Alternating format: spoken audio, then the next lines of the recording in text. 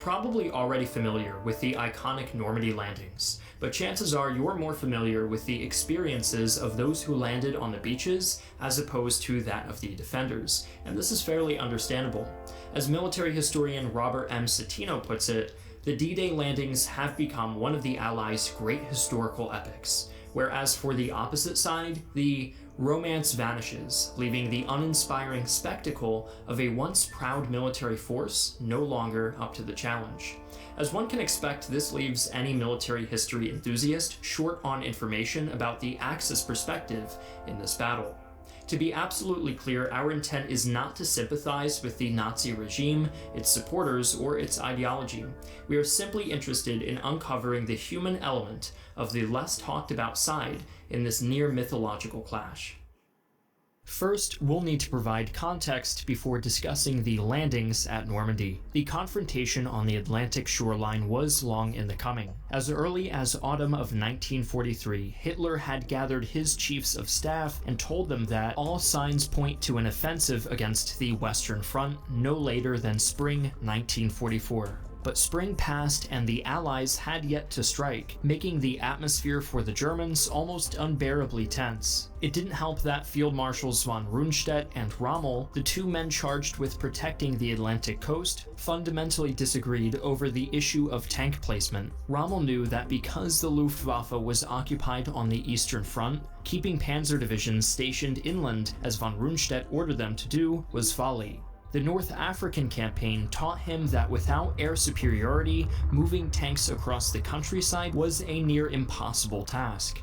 The German soldiers, meanwhile, did the only thing they could do to mask their apprehension. They made jokes. One went something like, if you see a black plane, it's British. If you see a white plane, it's American. When you see nothing at all, it's the Luftwaffe. The others among them, who were Polish, Georgian, and Soviet prisoners impressed into Nazi service called the Ostlegionen, probably weren't in the mood for making jokes, having been dragged hundreds of miles away from their home countries. They, along with the German soldiers who had been wounded in action, made up a significant portion of soldiers stationed on the Atlantic coast.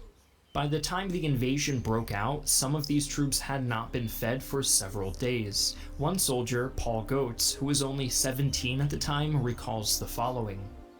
I hadn't had any food or water for 3 days, so around 6 a.m. I walked to a village and begged for milk. The French there knew me, but this time they said, "Go away, the Allies already landed with tanks." It seems that at this juncture, the French no longer felt the need to be as friendly to their occupiers. To make matters worse for the German side, they lacked not only food and supplies, but directive in the immediate lead-up to D-Day. Having been convinced that the Allies wouldn't dare cross the Channel in June because of poor weather conditions, Rommel had gone home to celebrate his wife's birthday and to subsequently meet with Hitler. Von Rundstedt opted not to disturb Rommel because of his mistaken belief that the paratrooper landings, which took place on June 5th, a day before the naval invasion, were a ploy to distract the Germans from the real Allied target, Calais. By the time Rommel arrived on the evening of June 6th, it was too late. All 5 of the landing sites the Allies selected were secured. Operation Fortitude, the Allied deception strategy, had done its work. Now that we understand the lead-up to this momentous event, let's take a look at the Normandy landings through the German soldiers' perspective. The location we'll be evaluating in this video is codenamed Utah Beach. It is one of the 5 landing sites that the Allies chose for their invasion. In the months preceding the landing, the soldiers stationed there had been busy at work, erecting gun emplacements and setting up stakes, tripods, barbed wire, and landmines. Streams had been dammed and the floodgates of the Douve were open to flood the land behind the beach as another deterrent. Such obstacles would not have been present in Normandy if Erwin Rommel hadn't learned from Axis mistakes at the Allied landings at Salerno, Italy in 1943. How many times must the German soldier have laid awake at night, questioning themselves, would it all be enough? It was on a night like this, around midnight, that over 2,000 Allied bombers began wreaking havoc on the coast. The effectiveness of the bombing raid on the night of June 5th is disputable, but unlike bombing raids of the past, there was further escalation. paratroopers also started landing in the vicinity. Skirmishes between the paratroopers and the defenders continued until the sun came up, but by that point it became clear that the paratroopers had not come alone. A wall of ships was slowly coming into view on the horizon, and a naval bombardment commenced. Paul Goetz, the same soldier we referred to earlier, said this of the scene. As soon as we walked over the dunes and saw thousands of ships, and all those landing boats and barrage balloons, I knew the war was lost. Who could blame him for his hope vanishing? All around him, buildings crumbled and domesticated animals ran freely. But whether they clung to hope or not, the defenders were still prepared to put up a fight despite the chaos unleashed around them. With minimal air support, they knew it was up to them to try to stop the Allied advance. At least a few soldiers must have been glad to finally face action, liberated of that feeling of not knowing when the inevitable would come. Joseph B., a staff sergeant, wrote this. Finally, the hour has come. Although it had to happen and was foreseeable, it impressed me a lot. Of course, it is not a trifle. For sure, these hours the greatest battle is taking place that the world has ever seen. Hopefully, fortune is with us now.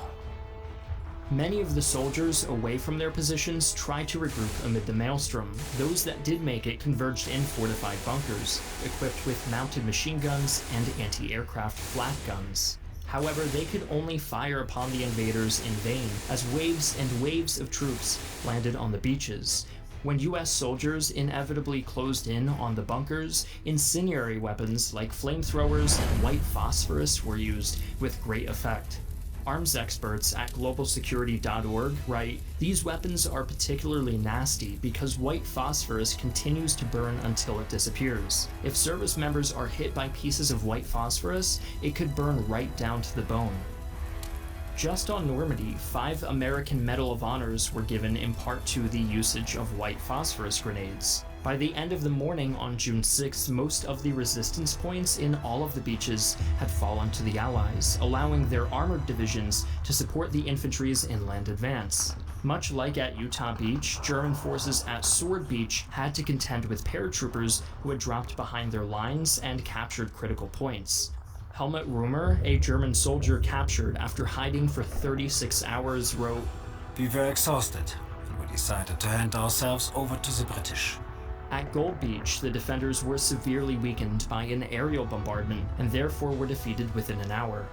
At Juno Beach, the Canadian troops managed to not only secure their objective, but they also marched further inland than any other landing party. Finally, at Omaha, German resistance was the most effective because of how close the bunkers were placed to the shore. But with so many troops landing, the German defenders at Omaha were also overrun. As did the soldiers stationed on each of these beaches. The problem was that they didn't know where exactly or when exactly the Allies would strike. Furthermore, the extent of the Allies' numerical and material advantages were not known to the Nazis. When Hitler awoke a few short hours after the invasion had begun, he was pleased to hear the news. The air of uncertainty had been cleared, and now, he thought, the Allies